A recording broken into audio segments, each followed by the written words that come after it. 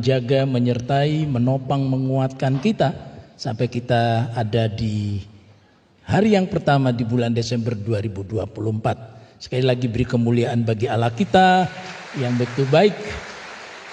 Mari sebentar kita akan merenungkan firman Tuhan. Kita kembali datang kepada Tuhan di dalam doa. Terima kasih Bapa, kami sungguh bersyukur di hari pertama bulan Desember kembali kami mau menyambut firman-Mu, firman yang kekal, firman yang kudus, firman yang tidak berubah.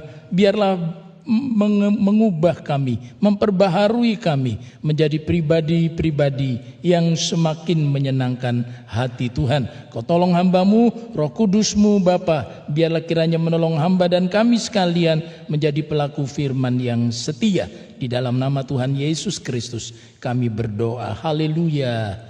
Amin. Puji Tuhan, judul firman Tuhan pada pagi hari ini adalah bibit unggul. Bibit unggul. Ya, setiap orang yang akan menanam, mungkin itu tanaman buah di rumah, mungkin di tanah atau di pot atau di polybag atau di apapun, selalu lalu mencari bibit unggul. Bahkan ini juga sampai kepada ketika kita mau meneruskan kehidupan ini melalui generasi-generasi berikutnya, selalu kita kasih tahu kepada anak-anak kita, jangan sembarangan mencari teman hidup. Ya, harus bisa mendapatkan bibit unggul. Dalam bahasa Jawa bibit bebet bobot, ya, bibit unggul. Mengapa? Karena memang faktor keberbuahan sebuah pohon salah satunya adalah bibit, ya, bibitnya harus unggul. Nah, apa yang dimaksud firman Tuhan ini? Mari kita buka Mazmur 112 ayat 1 sampai 3. Mazmur 112 ayat 1 sampai dengan ayat yang ketiga. Demikian bunyi firman Tuhan. Haleluya. Berbahagialah orang yang takut akan Tuhan, yang sangat suka kepada segala perintahnya. Anak cucunya akan perkasa di bumi. Angkatan orang benar akan diberkati. Harta dan kekayaan ada dalam rumahnya, kebajikannya tetap untuk selamanya. Nah, Bapak Ibu saudara-saudara sekalian, pemazmur memulai mazmur ini dengan ucapan yang meninggikan, yang memuji, memuliakan Tuhan. Minggu lalu kita sudah mendengar dari Pastor Eliseba Sutopo makna daripada kata haleluya, yang menaikkan pujian kepada Tuhan. Dan disebutkan di situ diberkatilah siapa? Orang yang takut akan Tuhan. Orang yang takut akan Tuhan itu cirinya apa? Sangat suka kepada segala perintahnya. Ini bibit unggul yang kemudian menghasilkan apa hasilnya? Apa akibat dari orang yang takut akan Tuhan, yang sangat suka kepada segala perintahnya adalah anak cucunya akan perkasa di bumi. Generasi atau angkatan orang benar akan diberkati. Saudara sekalian mau diberkati? Amin. Yang di balkon semuanya mau diberkati? Puji Tuhan. Kita semua ingin diberkati, dan dikatakan di situ yang diberkati adalah generasi orang benar. Yang berasal dari apa? Yang berasal dari orang yang takut akan Tuhan, sangat suka kepada segala perintahnya. Dia menghasilkan anak cucu yang perkasa di bumi. Dan dikatakan harta dan kekayaan ada dalam rumahnya.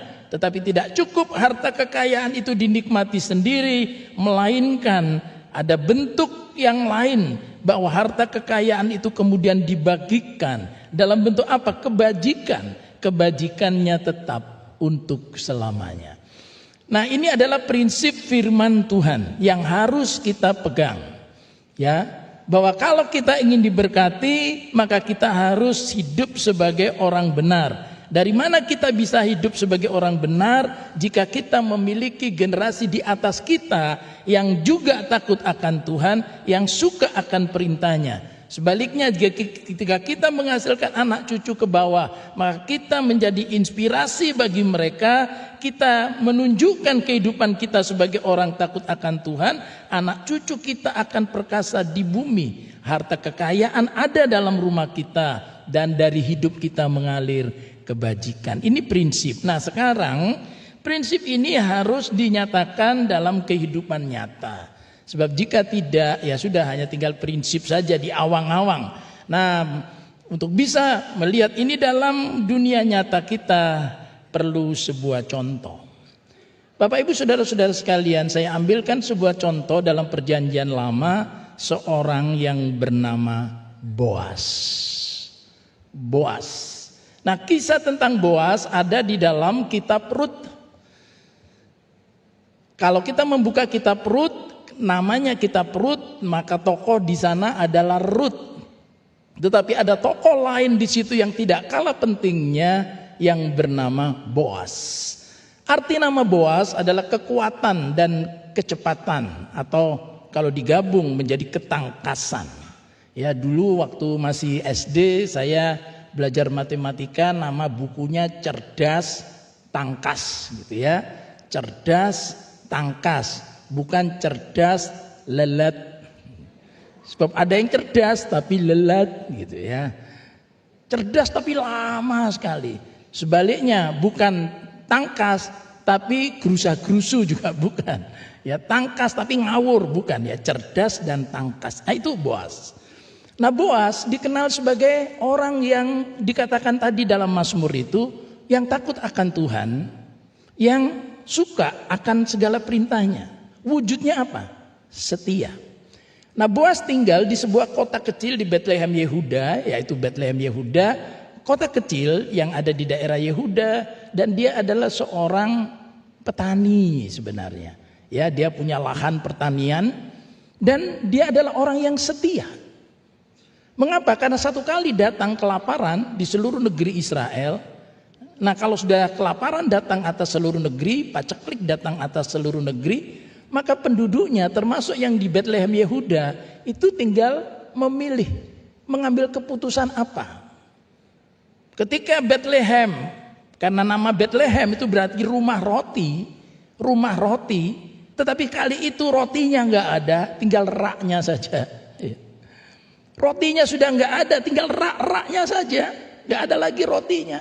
Maka hanya ada dua kemungkinan, tetap ada di situ atau pergi meninggalkan Bethlehem. Setia tetap tinggal di Bethlehem ketika kondisi Tuhan izinkan datang kesulitan, keterpurukan, tetap di situ atau meninggalkan Bethlehem. Nah, di kitab Rut ini dua-duanya terjadi. Yang pertama adalah orang yang kemudian meninggalkan Bethlehem.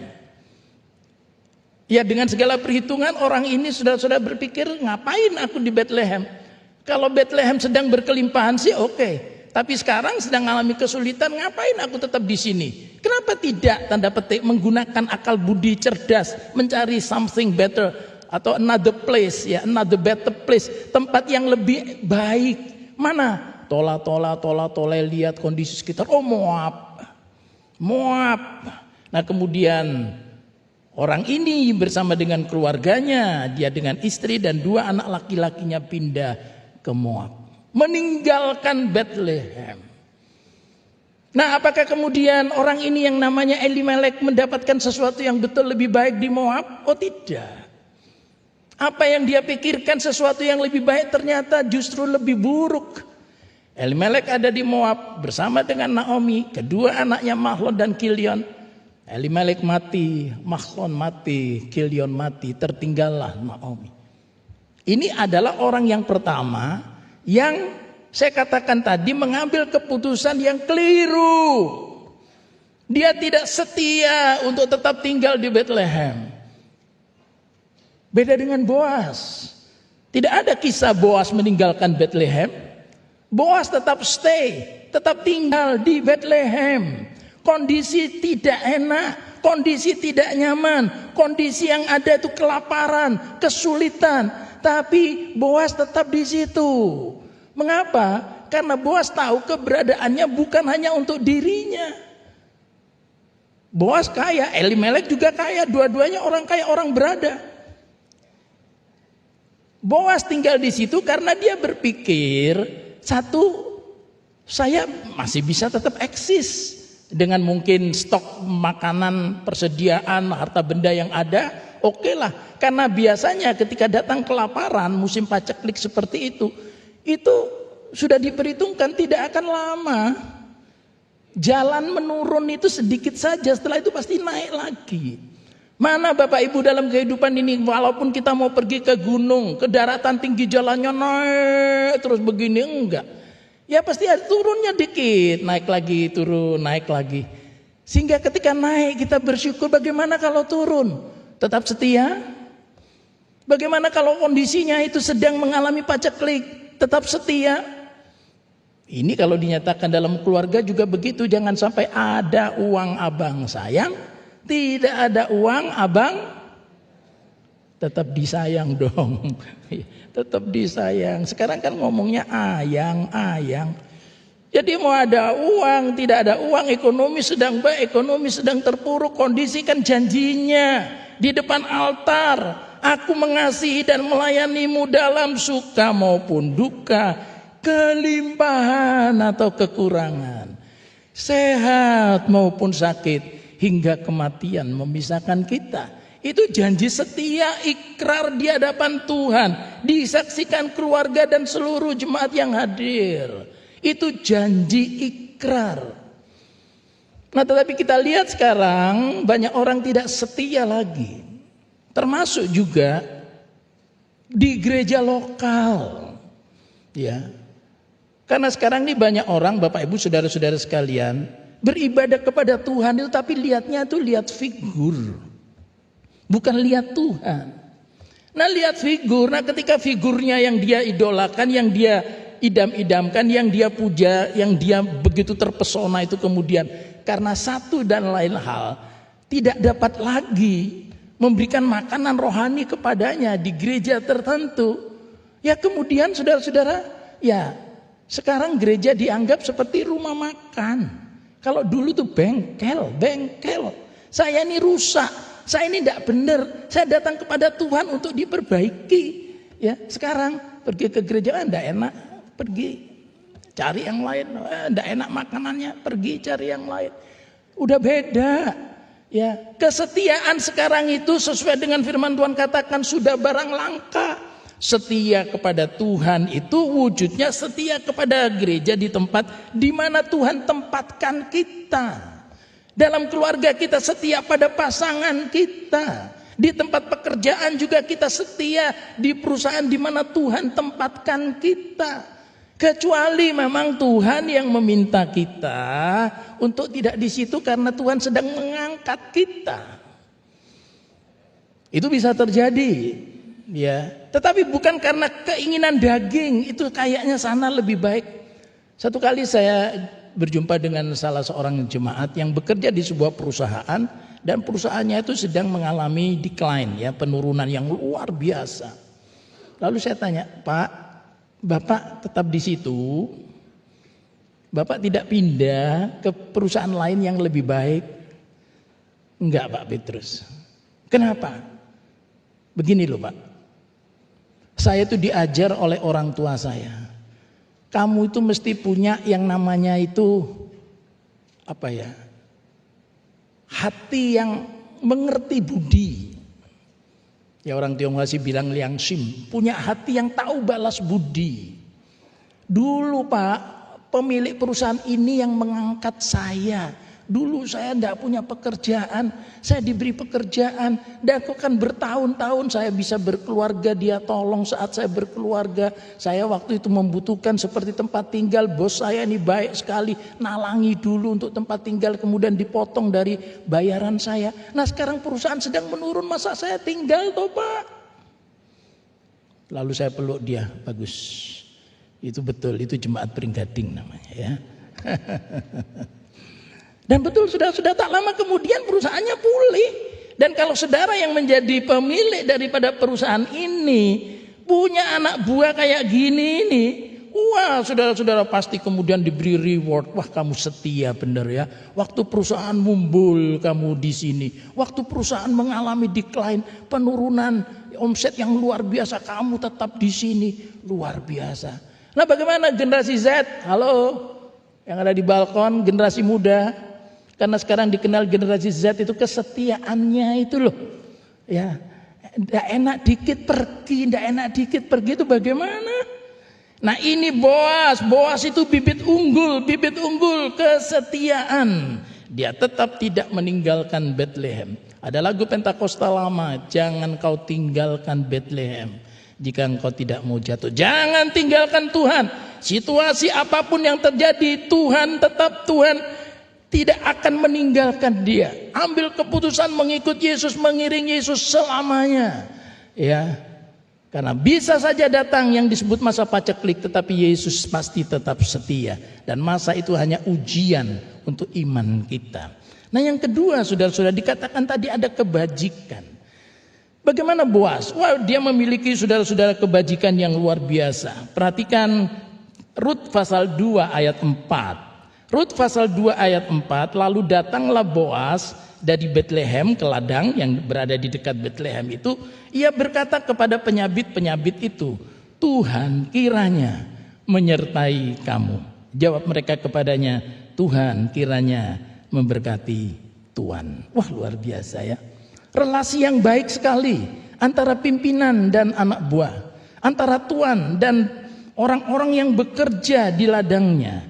Tuhan kiranya menyertai kamu. Tuhan kiranya memberkati Tuhan. Waduh luar biasa. Nah ini penting ya. Mengapa penting? Oleh karena masih ada pengusaha-pengusaha yang melihat anak buahnya itu, pegawainya itu sebagai ya semacam mesin saja, mesin pencetak keuntungan bagi perusahaannya. Bukan sebagai orang yang berkontribusi yang ditempatkan Tuhan untuk menolong pimpinan perusahaan ini untuk memajukan perusahaannya. Bahwa SDM itu adalah aset, bahwa SDM itu adalah saudara-saudara faktor penting yang perlu kita pelihara, perlu kita perhatikan, perlu kita pedulikan. Ada relasi yang baik. Dan bawahan juga jangan memiliki hubungan dengan pimpinan hanya transaksional. Ya, hanya transaksional. Saya masih ingat ada satu berita seorang manajer baru, lalu dia kemudian mengecek kehadiran daripada pegawai-pegawai. Ada satu pegawai ketika dicek, wah bekerjanya sudah 20 tahun. Ya. Itu di daftar hadirnya itu tepat jam 8. Pulang tepat jam 4, 20 tahun. Wah datangnya tepat jam 8, pulangnya tepat jam 4. Wah luar biasa. Tapi kemudian manajer yang baru ini memanggil, sini. Wah Anda itu luar biasa ya. Ya Pak, saya dikenal sebagai orang yang setia Pak. Datangnya tepat jam 8, pulangnya tepat jam 4. Sebentar. Perusahaan ini setahu saya dari dulu udah gede ya. Dan kantormu itu di ujung sana.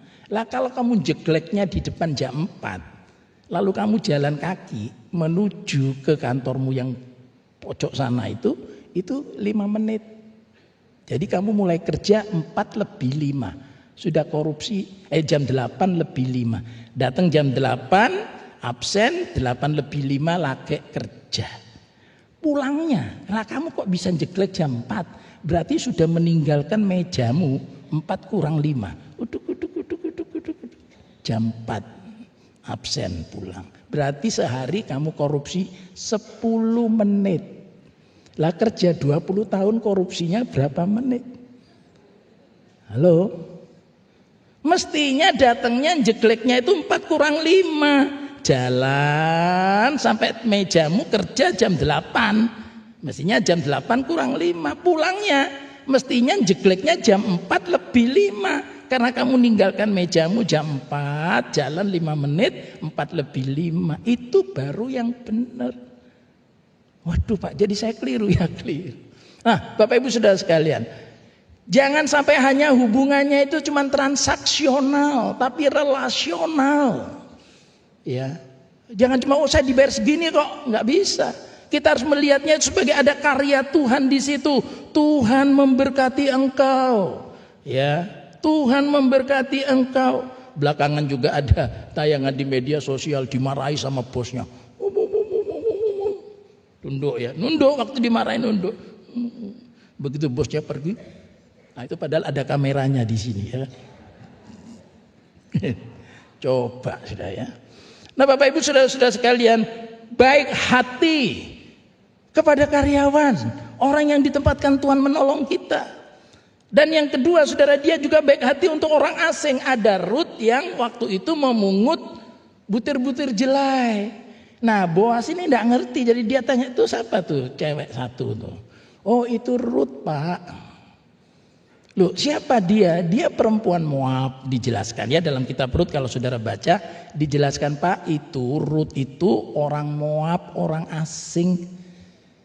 Nah Bapak kan masih famili dengan Naomi. Nah ini menantunya Bu Naomi. Dia baik sama mertuanya. Oh ya. Bapak Ibu saudara sekalian, ada tanaman namanya lidah mertua ya. Loh ada enggak lidah menantu? Itu kenapa? Itu kok kayaknya tendensius gitu loh. Pokoknya lek mertua iki ilate landep loh. Ya, makanya ada tanaman lidah mertua. Padahal bisa baik, mertua dan menantu baik. Pak ini Rut ini sayang sama mertuanya. Dan mereka baru datang kemudian untuk kehidupan sehari-hari. Ini perempuannya dari tadi itu enggak berhenti-berhenti. Kerjanya enggak berhenti-berhenti. Ya, terus mengambil jelai ya untuk dia dan mertuanya, padahal kalau dia itu mau nyari, maaf ya, orang laki-laki, dia cuma janda Pak, itu kan janda dari suaminya sudah meninggal itu. Diceritain saudara tentang Rut. Oh ini orang asing. Lalu apa tanggapan daripada Boas? Ayat 14, Rut 2 ayat 14. Ketika sudah waktu makan, berkatalah Boas kepadanya, datanglah kemari, makanlah roti dan celupkanlah suapmu ke dalam cuka ini. Lalu duduklah ia di sisi penyabit-penyabit itu, dan Boas menunjukkan berti gandum kepadanya. Makanlah Rut sampai kenyang, bahkan ada sisanya. Nah Boas mendengar kisah tentang Rut, kemudian dia jatuh hati. Kalau ada seorang pria jatuh hati kepada wanita, hanya dua kemungkinan. Pertama, dia orang yang selalu penuh dengan hawa nafsu.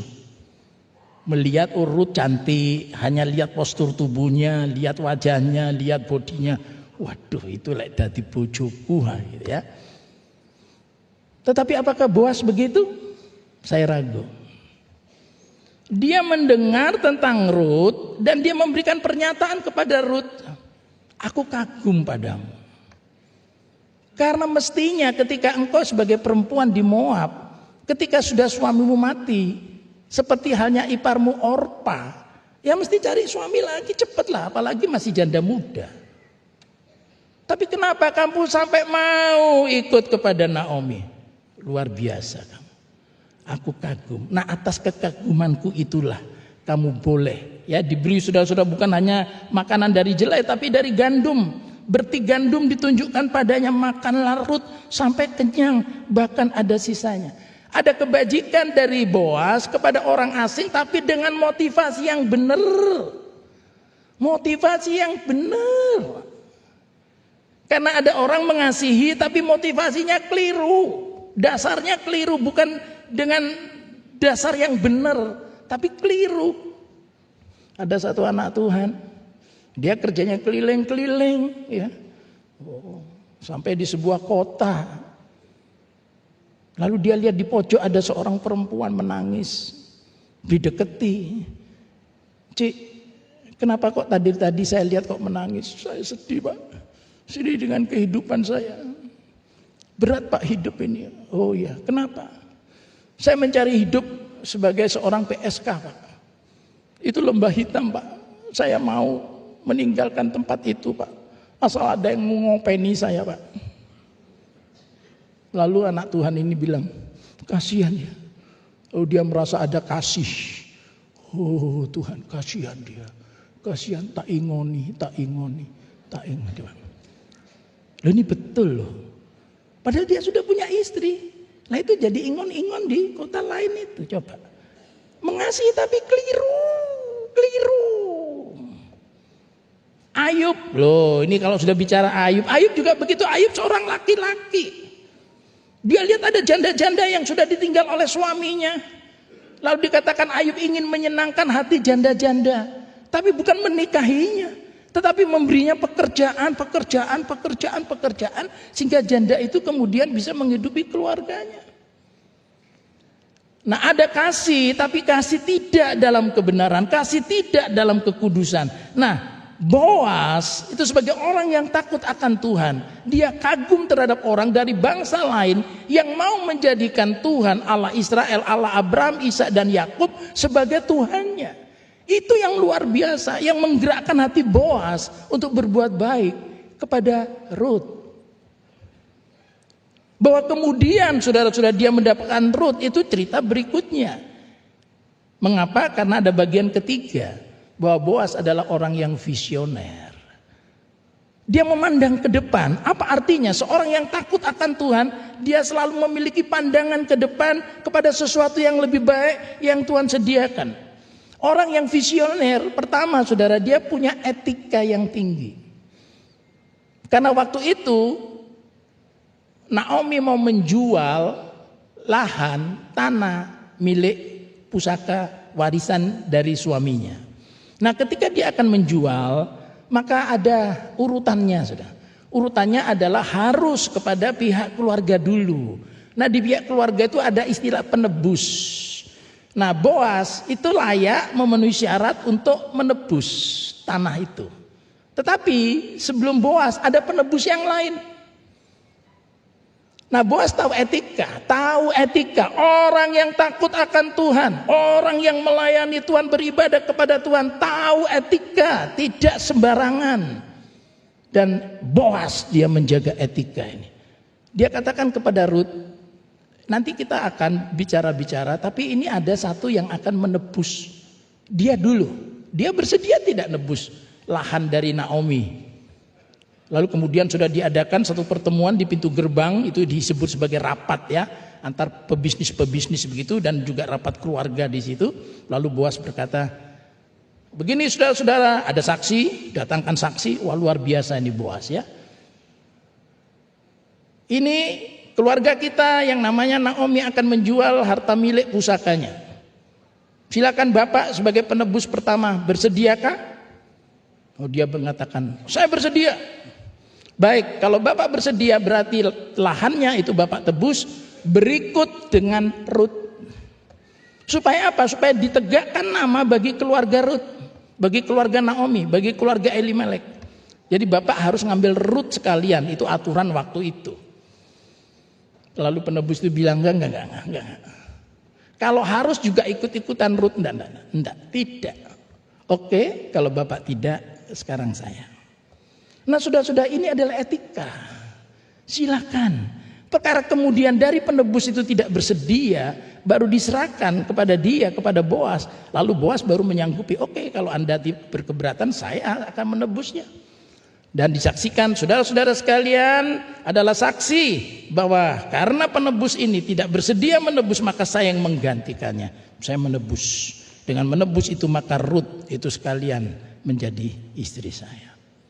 Nah, saudara-saudara, sekali lagi motivasi Boas apa? Bukan motivasi hawa nafsu terhadap Ruth, bukan. Loh, ini saya ngomong ini bukan karena saya laki, bukan loh ya. Ini pernyataan firman Tuhan. Beretika tinggi. Demi apa? Membangun keturunan. Ini yang kedua. Visioner itu membangun keturunan. Perhatikan, ada ucapan di pasal 4 ayat 10 sampai 12. Ucapan daripada orang-orang ya.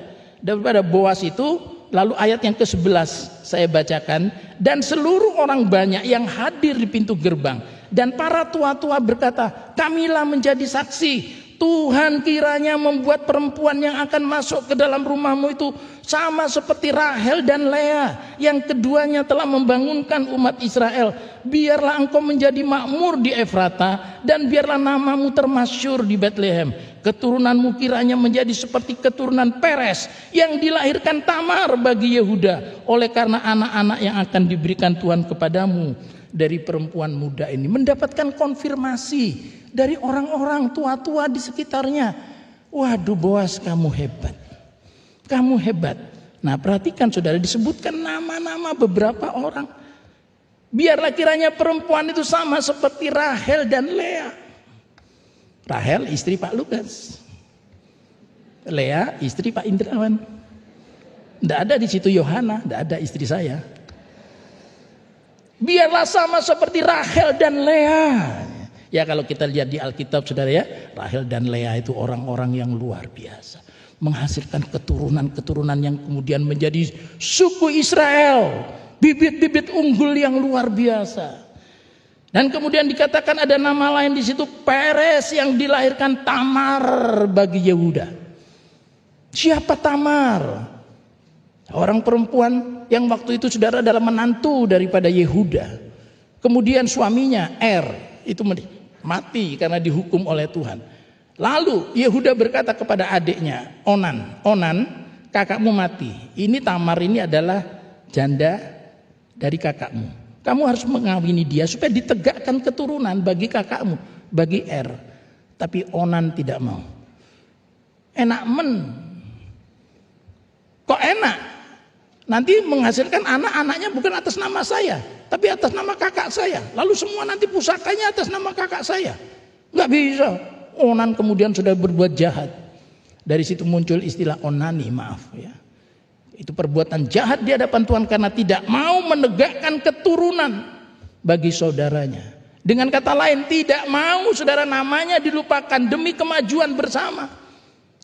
Nah, banyak orang bermain sepak bola, dia rasa bahwa dialah yang harus namanya itu dicantumkan di situ, sehingga kalau dia bawa bola dia tidak pernah mau mengoperkan pada orang lain.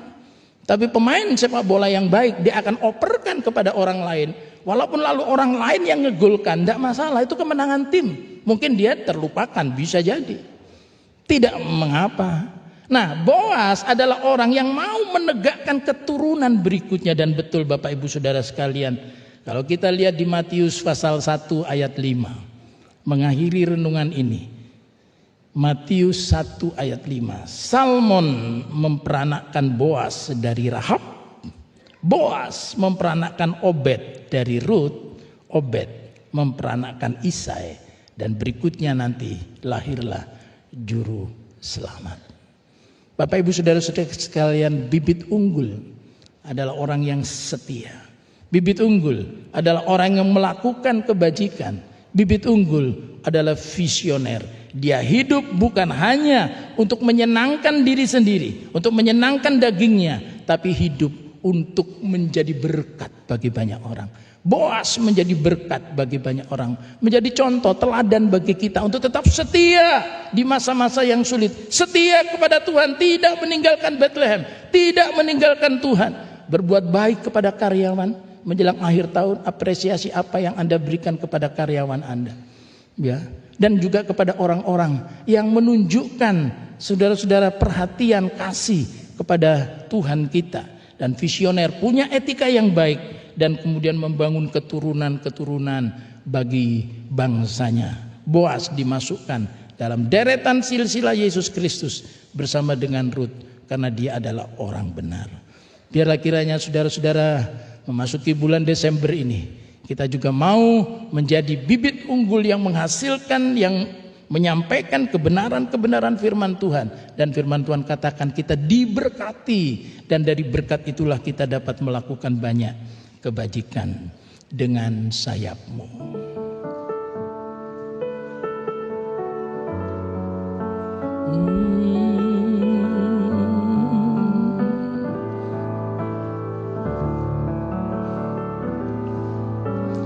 Firman-Mu berkata kau besertaku,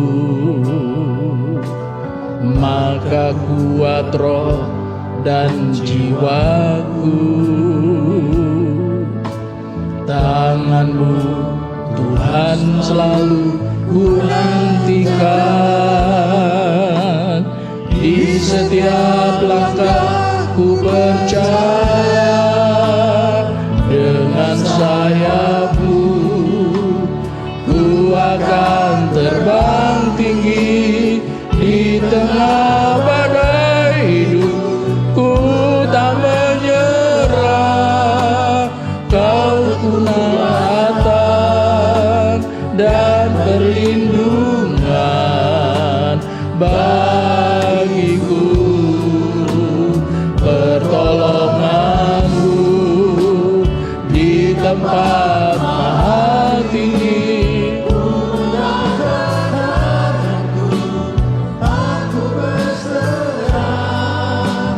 Kau ku nantikan, Kau yang ku sembah, Yesusku, Rajaku. Salah satu ucapan Boas kepada Rut, Rut, luar biasa. Semestinya engkau bisa mendapatkan kesenangan-kesenangan di masa mudamu. Engkau memilih berlindung di bawah sayap Tuhan, Allah Israel, Allah yang setia, Allah yang berjanji. Memang Bethlehem pernah mengalami kelaparan, Bethlehem pernah mengalami kesulitan, tetapi itu sesaat. Dan aku tetap setia. Dan aku melihat engkau juga setia kepada mertuamu. Luar biasa, Rut. Aku mencari perempuan seperti engkau. Dan Boas, saudara, punya visi ke depan. Akan keluar dari bibit-bibit unggul itu Mesias, Juru Selamat dunia. Dan Bapak Ibu Saudara sekalian, firman ini bagi kita. Miliki sesuatu yang rohani. Lihat segala sesuatu dengan kacamata iman. Jangan hanya dengan keuntungan, kenikmatan sesaat. Oleh karena Tuhan sedang menyediakan something bigger, sesuatu yang lebih besar, sesuatu yang lebih dahsyat. Ketika kita mau mendapatkan generasi-generasi berikutnya, mungkin itu pasangan untuk anak-anak kita, jangan hanya melihat sesaat, tapi pandang masa depan. Cari orang yang takut akan Tuhan. Generasi muda, cari orang-orang benar untuk menjadi pasangan hidupmu. Takut akan Tuhan, mengasihi Tuhan, berlindung pada sayap Tuhan. Dan itu akan menghasilkan generasi-generasi ilahi yang memuliakan Tuhan. Generasi akan datang dan pergi, tetapi keputusan di tangan kita bahwa anak cucu orang benar akan perkasa di bumi. Saya berdoa pagi ini, Bapak, Ibu, saudara-saudara sekalian, anak cucu saudara semuanya akan perkasa di bumi. Angkatan orang benar diberkati oleh Tuhan.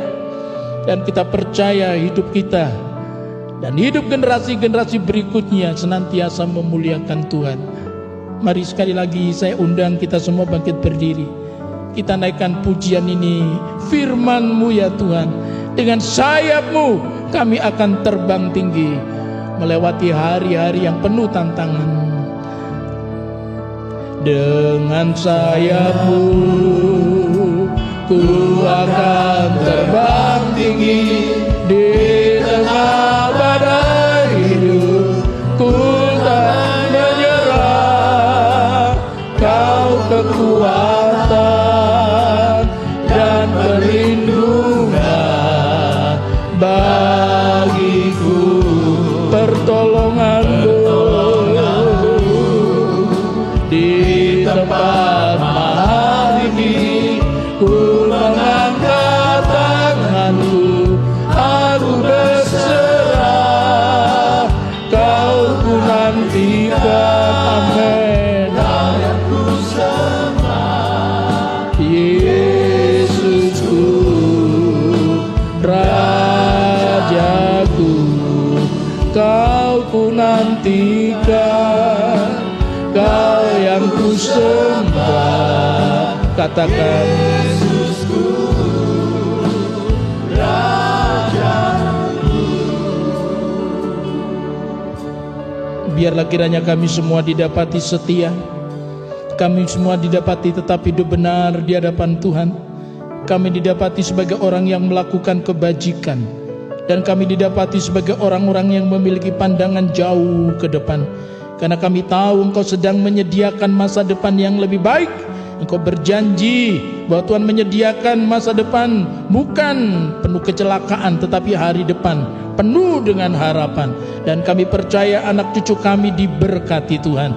Anak cucu kami menjadi perkasa di bumi. Harta benda kekayaan, berkat jasmani, berkat rohani Tuhan limpahkan. Dan kebajikan senantiasa mengalir dari hidup kami, memberkati orang-orang di sekitar kami, karena kami diberkati untuk menjadi berkat. Terima kasih Bapa dan saudara-saudara yang kekasih. Setelah bersama-sama kita beribadah pada pagi ini, sekarang mari kita mengangkat kedua tangan kita untuk menyambut berkat Tuhan. Saudara-saudara yang kekasih, sekarang terimalah berkat yang melimpah ruah, yang turun dari tahta kasih Allah Bapa di dalam kuasa kemenangan dan kebenaran dari Yesus Kristus Tuhan kita, dan persekutuan oleh Roh Kudus menyertai saudara-saudara sekalian mulai saat ini sampai Maranatha, Tuhan Yesus Kristus datang kembali yang kedua kalinya. Haleluya, amin.